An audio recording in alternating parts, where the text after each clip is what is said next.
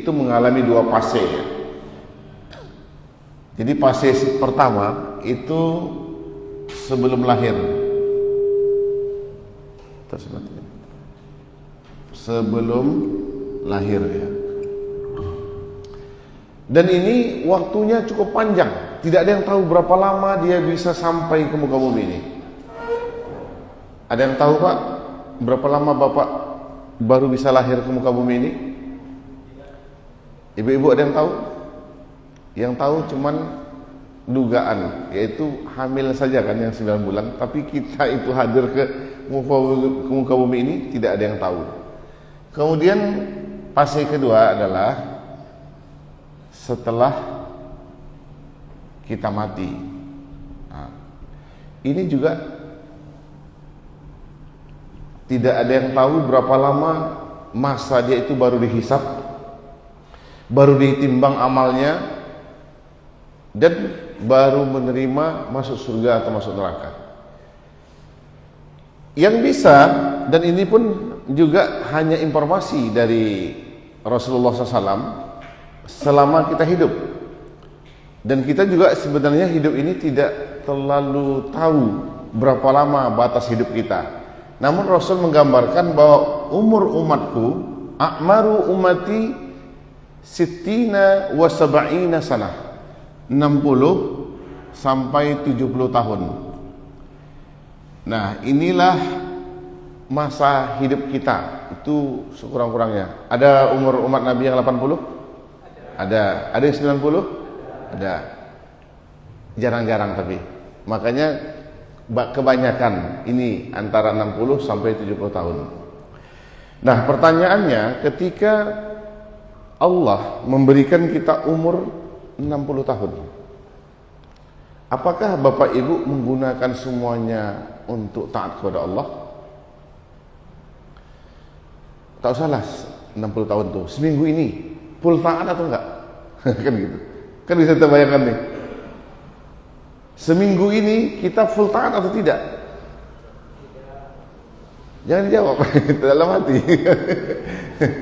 Nah, artinya apa? 60 tahun itulah yang akan diberikan Allah kepada kita. Kita ini taat atau tidak? Ya kan? Kemudian luar biasanya Allah Subhanahu wa taala ketika memberikan umur kepada kita ini 60 tahun, ternyata tidak dituntut semuanya untuk diserahkan ibadah kepada Allah. Kenapa? Ada masa istirahat. Mohon maaf, masa baligh. Masa baligh itu belum mukallaf. Apa itu mukallaf? Orang yang dibebani hukum, yang dimintai pertanggungjawaban. Itu kurang lebih 0 sampai 15 tahun. Betul ya? 0 sampai 15 tahun. Berarti dari 60 dikurang 15, tinggal 45. Pertanyaannya, apakah 45 tahun itu semuanya kita gunakan untuk taat kepada Allah? Yang tadi lagi jawabannya. Dan luar biasanya Allah Maha Pengasih, Maha Penyayang. Jadi yang mau diminta itu 45 ya. 45 tahun. Kita dikurangi 15 tahun, tinggal 45. Dan 45 ini pun masih dikurangi oleh Allah, yaitu masa istirahat, masa tidur kita. Rata-rata manusia itu tidur 8 jam satu hari. Itu tidur normal ya. Tidak dihitung tidur waktu pengajian, apalagi hari Jumat. Nggak dihitung tuh. Begitu khatib naik mimbar, kita langsung tidur berjemaah, khusus bapak-bapak ya. Kan gitu Pak. Sehingga kadang dianggapnya masjid itu masjid sesat. Kena pas bangun, kok langsung qomat, nggak ada khotibnya nih, nggak ada khutbahnya, supaya dia yang ketiduran. Nah, jadi dikurang masa istirahat 8 jam. Sedangkan 8 jam itu sepertiga dari satu hari. Karena satu hari 24 jam, sepertiga dari 8 jam. Berarti dari 45 ini kita kurangi sepertiganya kan? Berapa tuh? 15 lagi kurangnya, 15 tahun. Tinggal 30 tahun. Apakah 30 tahun ini kita perjuangkan semuanya untuk taat kepada Allah? Nah, itu kita yang menjawab. Sedangkan masa sebelum lahir ini panjang sekali, panjang ya. Setelah mati juga panjang waktunya, ribuan tahun, tak tahu kita. Nah, untuk membereskan yang ini, yang ribuan tahun, dikasih kesempatan 30 tahun. Dan ketika ditanya, apakah semuanya kita gunakan untuk taat kepada Allah? Kita sendiri bisa menjawab, 1 minggu ini, bahkan 1 hari ini. Dari pagi tadi sampai sekarang, apakah taat semuanya kepada Allah? Kita yang jawab, dalam hati. Nah, karena waktu kita ini singkat, life is short, ya, waktu itu singkat, hidup ini singkat, tak panjang hidup kita, pendek. Kalau kita andalkan sholat kita, batasnya sampai kita mati, sholat saja nih. Kalau kita andalkan silaturahmi kita, itu juga sampai kita mati. Jadi amalan itu sampai kita mati. Makanya ada hadis, dan saya yakin semua kita hafal. Di dalam hadis ini menggambarkan amalan yang melampaui umur kita, ya. Jadi dalam hadis itu, idza matabnu adama in qata'a amaluhu. Apabila manusia itu meninggal dunia, maka terputus amalnya. Jadi manusia itu meninggal, ya kan? Terputus amal.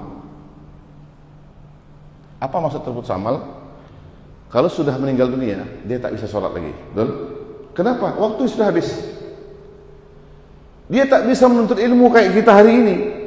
Kenapa? Waktunya sudah habis. Tak mungkin yang hadir ini ada almarhum atau almarhumah. Yang kami hormati almarhum, kan tak mungkin. Kenapa? Sudah habis waktunya. Terusan kita dapat informasi adalah tetangga datang ke rumah, anak muda haji. Kenapa?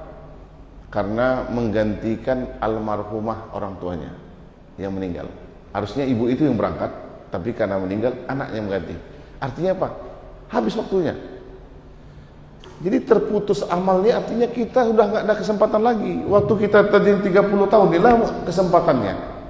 Terputus amal kita, sholat terputus, puasa terputus, zakat terputus, apalagi pergi ke masjid terputus. Kenapa udah nggak ada kesempatan lagi? Kecuali 3, karena kita perlu menyiapkan amal. Karena waktu kita tadi singkat, maka perlu kita menyiapkan amal yang panjang. Ini kan 30 tahun. Kita perlu menyiapkan amal sampai ribuan bahkan ratusan tahun. Maka memberikan kesempatan itu. Illa min salasin, kecuali 3. 3 ya. Cek. Ya. Kecuali 3, pertama sedekah, ya. Sedekah jariyah. Yang kedua, ilmu bermanfaat. Yang ketiga, doa anak soleh.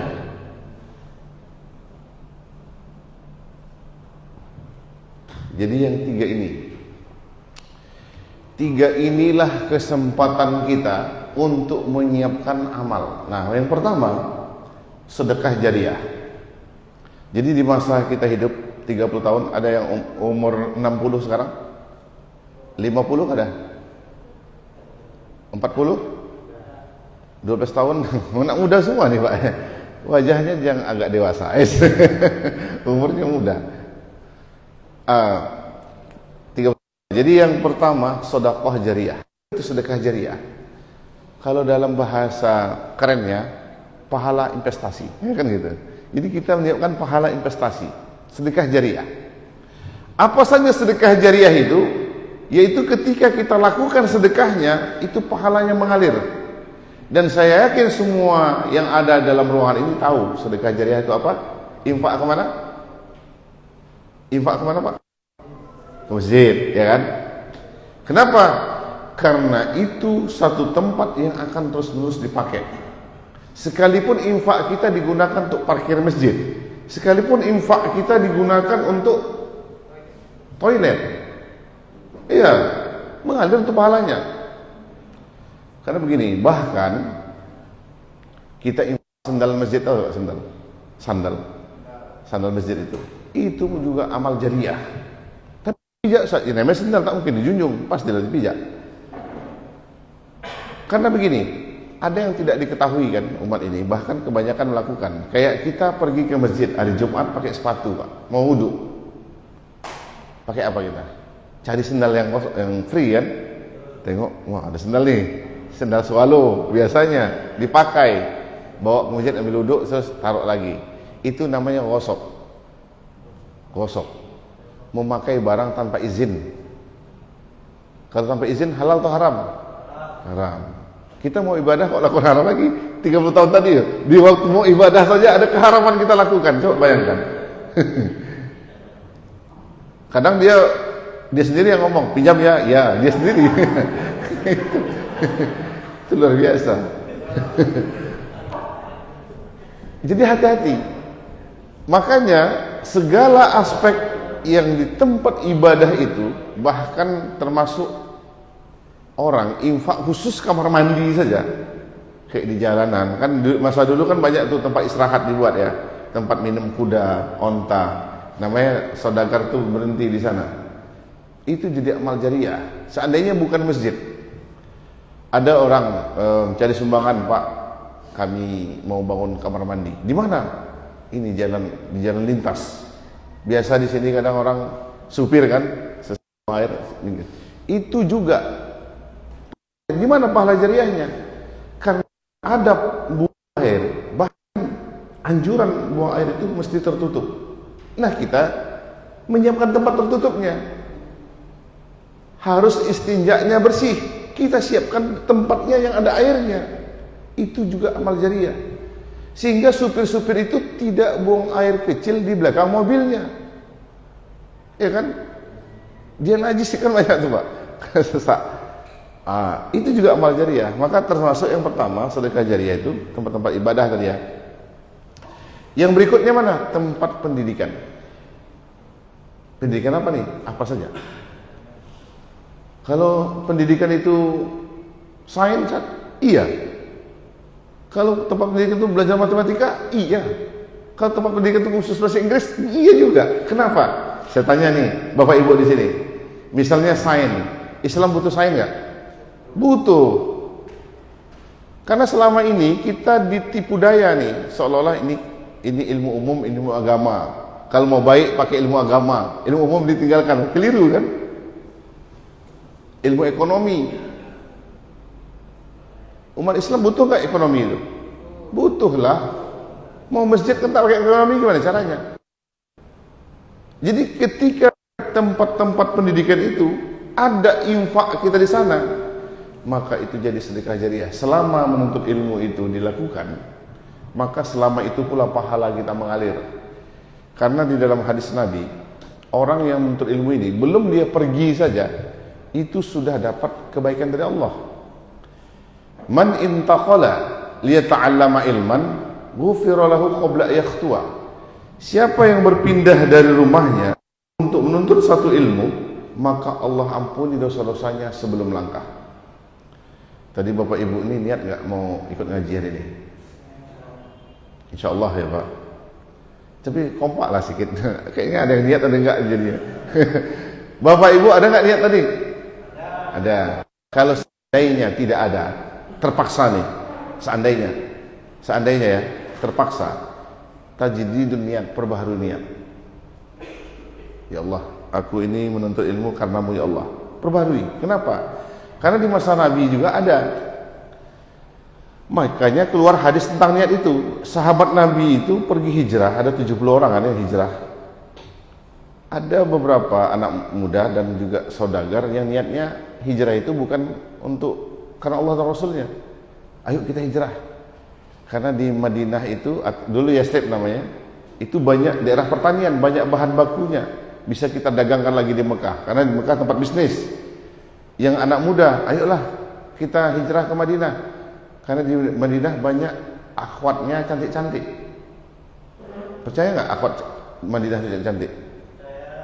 Siapa yang sudah umroh? Ada yang sudah umroh? Tapi walaupun cantik, cari aja akhwat Indonesia. Iya, itu bedanya, Pak. Baik, Bapak Ibu yang Allah. Nah, setelah niat itu terdengar sama Nabi, maka keluar hadis, faman kana hijratuhu ilallahi wa rasulih, siapa yang hijrahnya karena Allah dan Rasulnya, fa hijratuhu ilallahi wa rasulih, maka hijrahnya diterima Allah dan Rasulnya. Wa man kana hijratuhu lidunya, karena dunia, au imraati yang kiwa, atau karena wanita yang ingin dinikahinya, fa hijratuhu ila ma hajaru ilaih, maka hijrahnya sesuai dengan niatnya itu. Jadi kalau niatnya ya hanya wanita lah dapatnya, hanya daganganlah yang diselesaikannya. Maka setelah itu sahabat tadi memperbaharui niat. Maka kita pun kan biasa nih digoda setan kan. Karena setan itu menggoda kita dengan menipu daya. Saya yakin saya pernah jelaskan ini. Menipu kita, tidak yang sebenarnya. Bahkan membuat kita itu berat untuk pengajian, padahal pahalanya besar. Karena belum kita sampai ke tempat ini, masih di rumah kita tadi, tahu kita hari Jumat ini ada kajian, niat kita untuk datang, maka Allah mengampuni dosa-dosa kita. Jadi makanya saya lihat tadi Bapak Ibu di sini wajahnya bersih dari dosa. Ya. Percaya nggak ibu-ibu?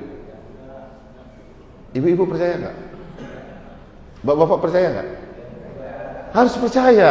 Yang baik-baik itu percayalah. Karena kan kita, masa iya Ustaz? Kan gitu. Pertanyaannya, mau nggak diampuni dosa-dosanya? Mau. Jadi kalau niatnya belum ada tadi, rubah niat sekarang. Kemudian itu kan baru di rumah tuh.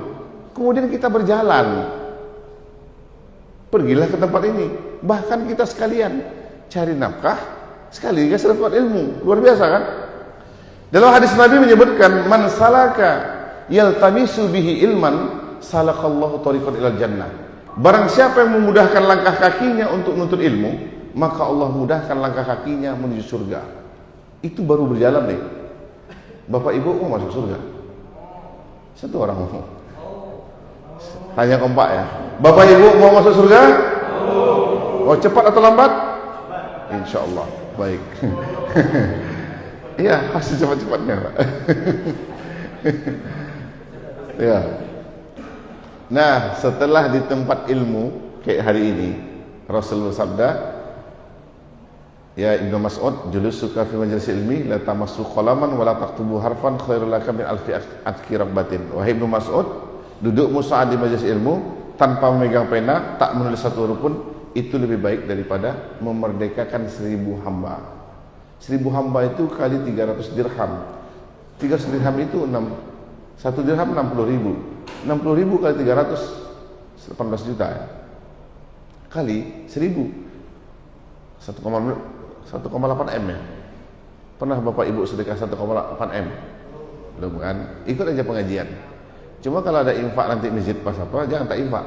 Jangan anggap udah tadi 1,8 M, jangan. Tapi itulah kebaikan. Nah, tempat yang digunakan yang dapat pahala besar tadi, ada infak kita di sana, maka mengalirlah dia pahalanya. Tempat pendidikan pondok pesantren, apalagi yang membutuhkan bantuan, itu silahkan.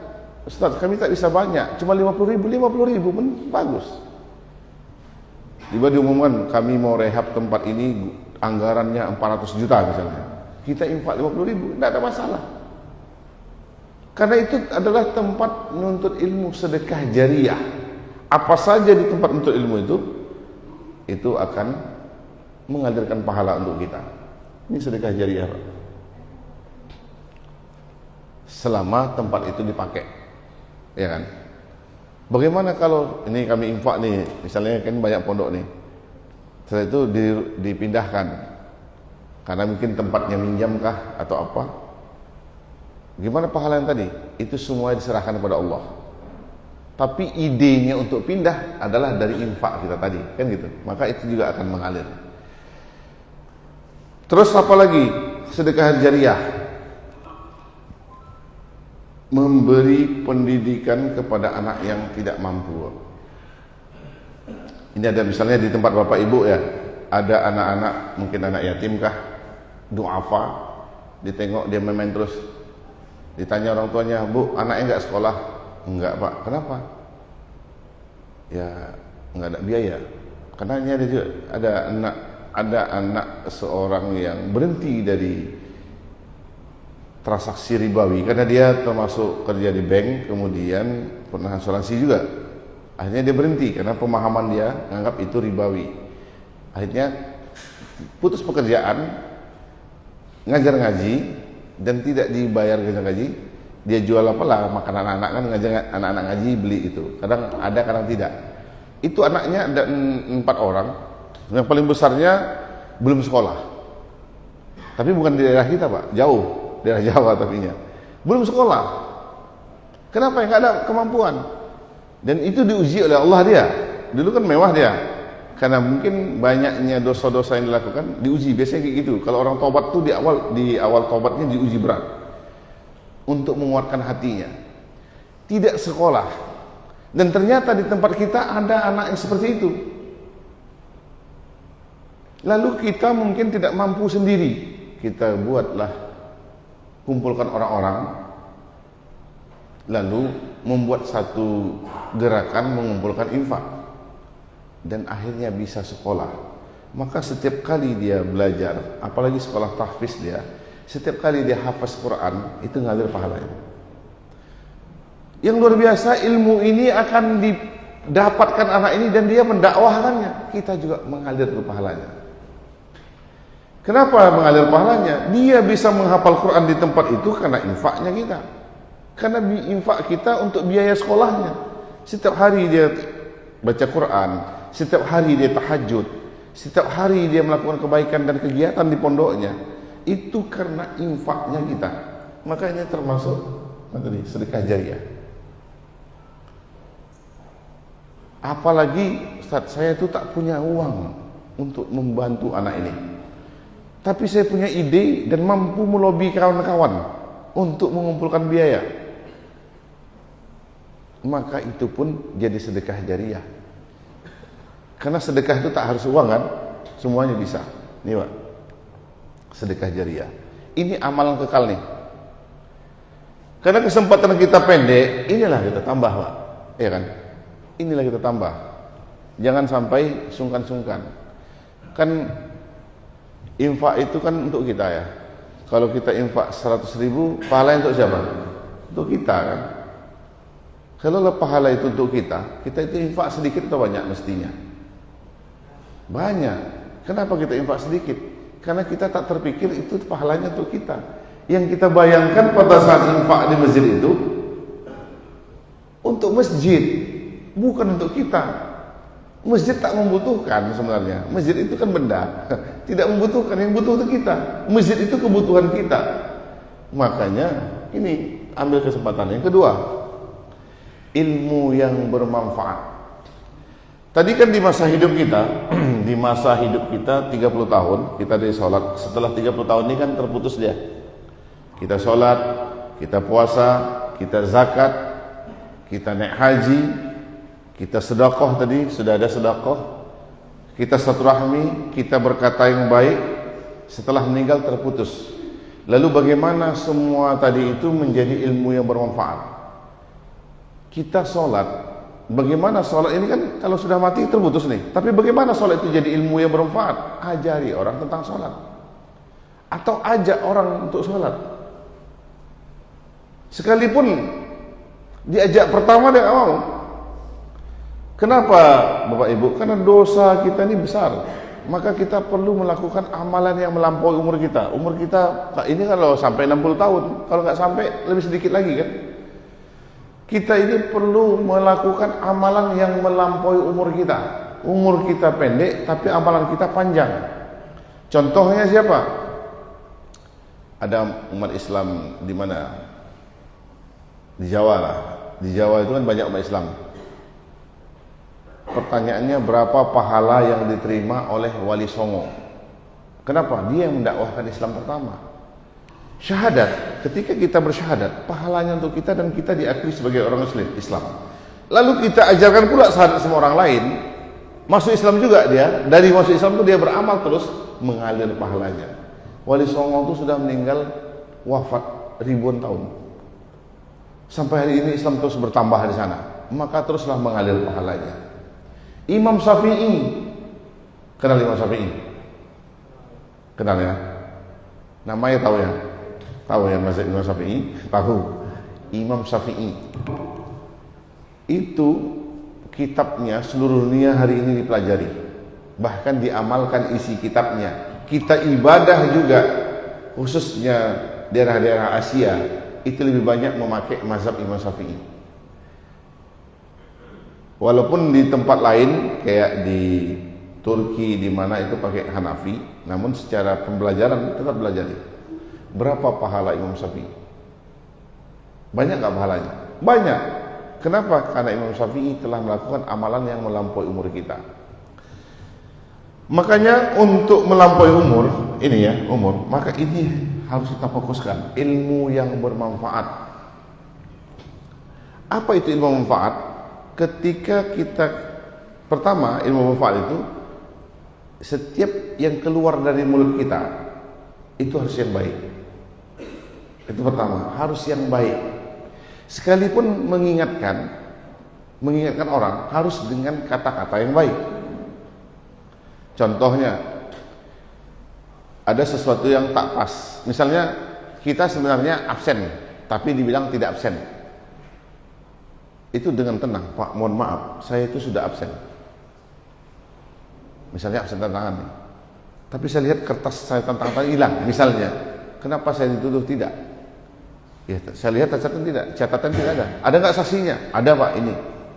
Itulah caranya untuk kata-kata yang baik, argumentasi yang benar. Itu namanya kata-kata yang baik. Jadi setiap keluar dari mulut kita itu adalah kalimat yang baik, maka kategori nanti bisa jadi ilmu yang bermanfaat. Oke. Yang kedua, kalimat yang keluar dari mulut kita itu mesti mampu menahan aktivitas orang dari maksiat, atau menunjuki orang ini salah, ini benar. Jadi ada beberapa hal yang dikategorikan ilmu yang bermanfaat dan ini akan melampaui umur kita. Pertama, kita selalu mengucapkan dan mengingatkan orang tentang siapa Tuhan mereka. Itu yang pertama, akidah.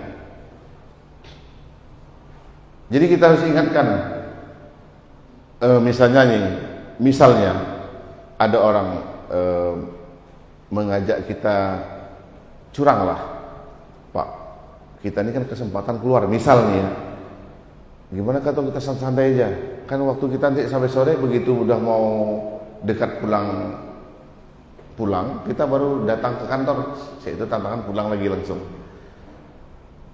Lalu kawannya nyampaikan, Pak, mohon maaf ya, apa yang kita buat ini Allah tahu, jangan sekali kita lakukan itu. Maka ketika itu kita sampaikan, ini termasuk ilmu yang bermanfaat. Ilmu yang bermanfaat itu diamalkan atau tidak, sudah dapat pahala. Beda dengan, kan ilmu bermanfaat ini sama kayak sales ya, menawarkan ilmu. Kalau sales itu ada menawarkan barang kan. Kalau sales yang menawarkan barang, laku dulu baru dapat bonus. Tapi ilmu yang kita sampaikan, orang amalkan atau tidak, dia akan dapat pahala, pasti dapat pahala. Termasuk ngajak orang sholat. Karena ada nih kadang-kadang Pak, di tetangga kita ya, kita mau ke masjid, nampak ada orang duduk di depan. Biasa kan sore-sore kita mau ke masjid maghrib nih, sore-sore kita lihat ada bapak-bapak duduk ngopi sambil ngudut dia. Ayo Pak ke masjid. Oh duluan lah, saya masih ngeringkan keringat dulu. Oke. Besok kita lewat, kita ajak lagi, ayo Pak ke masjid. Terus dia juga mengucapkan sama. Besok tak nampak lagi bapak itu di depan. Ketika dia tidak kelihatan di depan itu, apa yang bapak ucapkan tadi itu sebenarnya sudah masuk ke akalnya. Karena mulai malu dia. Aduh, nanti lewat sianu diajaknya lagi, awak belum bisa ke masjid, kan gitu ya. Itu tandanya ilmu atau ajakan kita ini sudah masuk ke akalnya. Sehingga ibu istrinya ngomong, Pak, ngapa di dalam nggak di luar? Segan nanti sianu lewat diajaknya ke masjid. Datang istrinya lagi mendukung dia untuk sholat nih. Itu makanya bapak sholat aja, ngapain bersembunyi-sembunyi. Jadi tetap ada efek.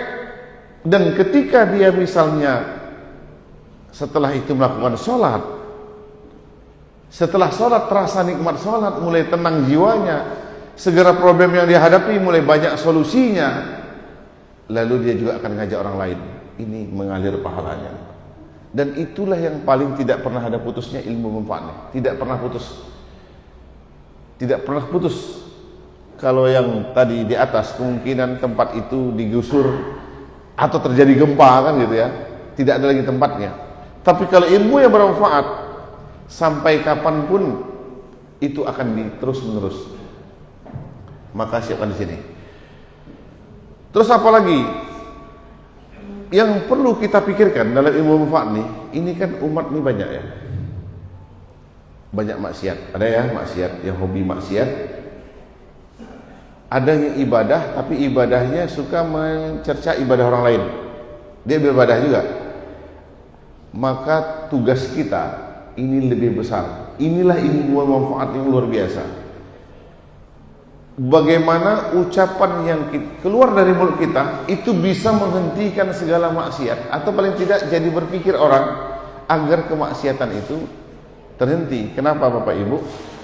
Karena setiap maksiat yang ada bisa jadi kita kena dosanya. Betul nggak? Diizinkan lokalisasi misalnya, bisa jadi kita kena dosanya. Disebut dengan dosa investasi, kan gitu. Iya kan? Apa Pak? Dosa karya. Dosa investasi. Iya. Ada orang berzina, bisa jadi kita kena dosanya. Ada orang minum khamar pagi ini, bisa jadi kita kena dosanya. Kenapa? Dosa apa dia? Dosa tidak mengingatkan orang untuk berhenti, terutama pemerintah. Nah, itu dia. Ingatkan boleh kan? Ingatkan boleh. Di media sosial kita, Pak, maksiat satu teguk minuman khamar itu dosanya luar biasa, karena dia termasuk rasul ibadah, pimpinannya pimpinannya dosa. Pimpinan dosa. Rasul maksiat ya. Jadi itu pimpinan dosa. Kita jelaskan. Nah, cara yang paling efektif untuk mengingatkan pemerintah adalah dengan mengingatkan kawan-kawan. Kalaulah kita semua ini tertib, mampu menjaga diri, tidak ucap sembarangan, tidak bergurau yang aneh-aneh kepada lawan jenis. Kan kita kan suka bergurau kadang tanpa batas kadang kan. Karena kalimat itu ada aturannya. Karena gini kan, di dalam masyarakat tuh ada namanya anzimatul mujtama, ada namanya nizamul istima. Anzimatul mujtama adalah satu aktivitas yang tidak dihukumi dosa, pertemuan laki-laki dan perempuan. Apa dia? Kayak belajar mengajar, gurunya laki-laki, perempuan, muridnya perempuan, lalu mengajar, dan yang dibicarakan seputar ajaran. Maka itu tidak ada masalah, pertemuan laki-laki perempuan.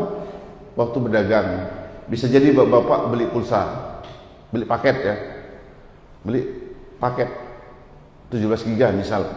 Berapa harganya? Yang jaga perempuan, gadis cantik. Tapi usah Pak bayangan cantik kayak mana. Gadis cantik. Ini biar kita tunjukkan hukumnya. Dek beli paket 17 giga, berapa harganya? 84.000 Bang. Oh iya. Terus kalau kita ngomong begini, adik kok sendiri, itu kena dosa. Itu namanya nizamul istima. Kenapa Bapak tanya dia sendiri? Kalau sendiri kenapa? Kalau berdua kenapa? Iya kan? Iya kan? Kadang nanya kan, sudah berapa lama kerja di sini? Terus kenapa rupanya Pak? Ya, itu adalah kalimat privat, tak boleh ditanya. Kalau beli, termasuk beli anti gores ya beli anti gores saja. Termasuk ini akhwat juga. Kadang-kadang kalimatnya manja-manja belanja itu kan. Manja-manja sama penjaganya laki-laki, apalagi yang sekarang jual kayak apa namanya? Aksesoris HP itu banyak laki-laki sekarang. Hanya bang, cepatlah bang. Nah, nada itu makanya disebut suara wanita itu aurat. Kapan dia jadi aurat? Pertama dalam sholat. Yang kedua ketika memang niat dia mendayu-dayu untuk merayu. Nanti jadi dosa investasi dia nanti. Ustaz, tapi yang jaga itu sudah menikah Ustaz. Justru sudah menikah itu sudah terlatih dia. Lebih bahaya lagi. Ya, itu yang perlu diingat. Ini ya, makanya di setiap kesempatan ilmu yang bermanfaat ini mesti kita siapkan. Makanya termasuk misalnya tapi itu bisa jadi bapak-bapak sini punya tambahan usaha di rumah, jual pulsa tadi kan, pas pulang malam jualan. Dek, mohon maaf, bukan bapak nggak senang dengan suara seperti itu, tapi itu tak boleh, haram tuh. Kamu laki-laki perempuan cantik, jagalah kemuliaan, jaga kehormatannya. Bukan abang tak suka, sangat suka lah. Semua laki-laki suka, bahkan sampai 4, betul kan? Betul Pak? Cuman nyalinya yang masalah. Maka dalam ayat itu kan, fa in khiftum alla ta'dilu, kalau kamu takut berlaku adil kan itu ya. Satu saja. Nah, saat itu kita ingatkan. Dan itu Pak bisa di setiap kesempatan. Bisa di setiap kesempatan akan terjadi yang tadi. Apa di konter pulsa saja? Tidak, hampir semuanya. Bahkan di tempat ibadah sekali. Kadang kan ada kita keluar sholat nanya, Pak, mau kena di mana? Sebelah sana. Sebelah sana, Dek. Tapi gelap Pak, bisa dikawaninya, itu dosa dia tuh. Gelap katanya. Ya namanya ditutup lemarinya, buka lah, nanti ada cahaya lampu yang masuk kan gitu. Jadi setan itu bisa menggoda kita kemana saja. Makanya ingat ini, ingatkan orang terus menerus supaya jangan jadi dosa investasi. Kalau seandainya diamalkan, mulai tertib seorang wanita tadi yang terus kita ingatkan, mulai rapi, tidak cengengesan, tidak sembarangan ucapannya, maka dia itu akan jadi pahala mengalir sama kita. Dan itu yang kadang kita tak tahu. Kita tak tahu nih. Kalau sedekah kita, saya sudah pernah sedekah masjid ini sekian juta. Saya sudah pernah membantu pondok ini. Saya pernah macam-macam kan. Tapi kalau ilmu manfaat tak sadar kita itu. Berapa banyak orang yang sudah kita ingatkan. Makanya alhamdulillah ada live kita itu didengar oleh sekian orang. Itu yang kedua ya, ilmu manfaat. Nah, untuk bisa mengeluarkan dari mulut kita ini ilmu yang manfaat, mesti rajinlah untuk ilmu. Kenapa harus rajin untuk ilmu? Apa yang mau kita sampaikan kalau kita tak punya ilmunya? Betul nggak Pak? Kita mau jelaskan tentang sholat itu wajib, tapi kita pernah belajar gimana tahu kita wajib. Bagaimana kita punya kepedean untuk menjelaskan. Satu lagi, jangan sampai kita ikuti bisikan setan. Biarlah perbaiki diri dulu daripada ingat orang lain. Ada yang kayak gitu kan?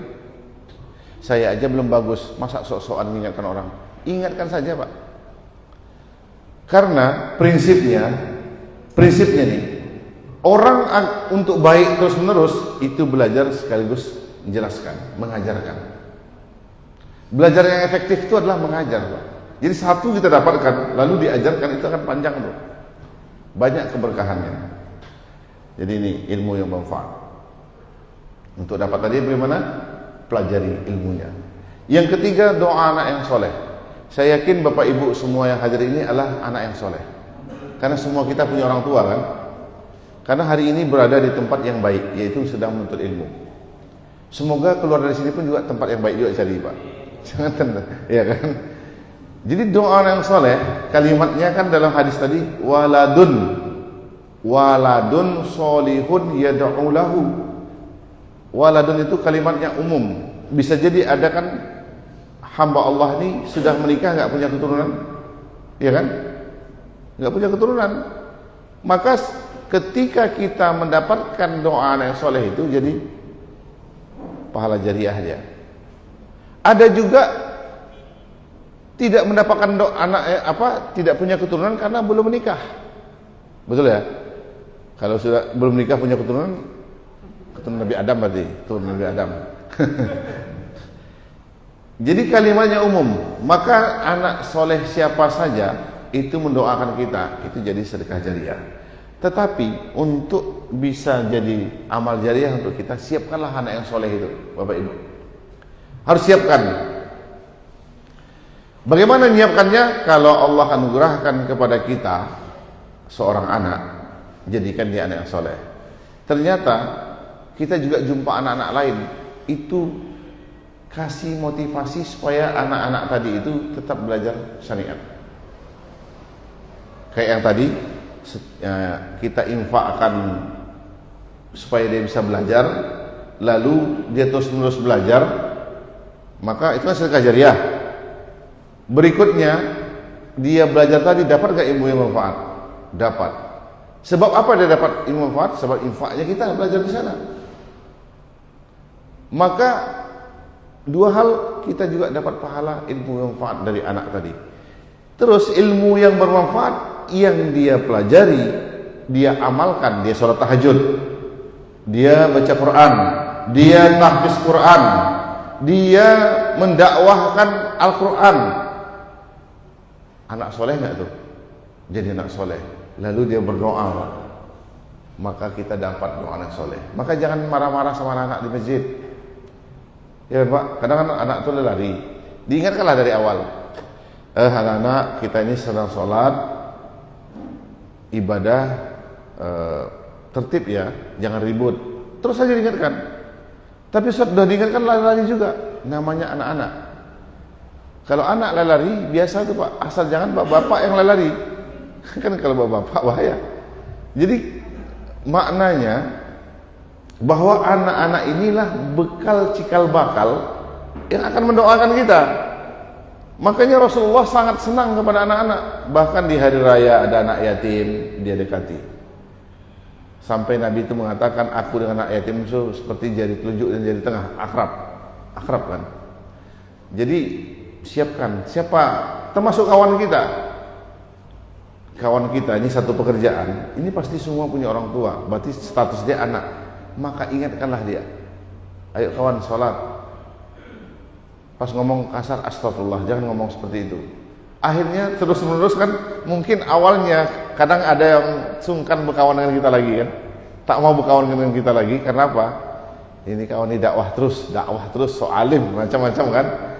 Tapi itulah dia kalimat yang harus kita dengar. Jadi kalimat-kalimat yang baik ini, telinga yang Allah berikan kepada kita, mulut yang Allah anugerahkan kepada kita nih, gunanya telinga mendengar yang baik tadi, yang buruk tak diizinkan Allah. Begitu juga apa yang kita ucapkan yang baik, itulah yang diizinkan Allah. Lalu dari ucapan itu masuk ke telinga orang yang baik tadi, jadilah dia orang yang tertib, taat, maka dia termasuk anak yang soleh. Lalu berdoa, kita akan dapat doanya pasti. Tapi Ustaz, nama saya nggak disebutkan, tidak perlu. Ketika dia membaca doa, Rabbi firli walidayya wal muslimin wal muslimat wal mu'minin wal mu'minat, maka dapatlah kita. Tetapi kalau kita benci kepada anak-anak, seperti yang dilakukan oleh Israel la'natullah, dia benci sama anak-anak itu. Kenapa? Itu cikal bakal yang akan menjadi lawannya nanti, maka dibunuh dari kecil. Kalau benci sama anak-anak, maka kita tak akan pernah dapat doa anak yang soleh. Maka binalah anak-anak. Jadi cara mendapat anak soleh tadi, ini dia tadi yang pertama, memberikan sedekah tempat pendidikan anak-anak. Masjid kan ada MDA-nya, ada ngaji di masjid, atau sekarang udah langka di pondok pesantren. Maka insya Allah kita akan dapat doa yang soleh. Bapak Ibu bukan Allah SWT, maka inilah amalan yang melampaui umur kita, atau disebut amalan yang kekal. Namun tetap selama kita hidup, amalan fardiyahnya lakukan. Iringi dengan sedekah jariah, tuntut ilmu, lalu kita ajarkan jadi ilmu manfaat, dan senangilah anak-anak sehingga kita bisa mendapatkan doa yang soleh. Mungkin ini bisa sampaikan. Kalau ada soalan boleh, silakan Bapak Ibu. Kalau ada pertanyaan ya. Kayaknya nggak ada ya. Mungkin ini yang bisa saya sampaikan. Mudah-mudahan bermanfaat. Assalamualaikum warahmatullahi wabarakatuh.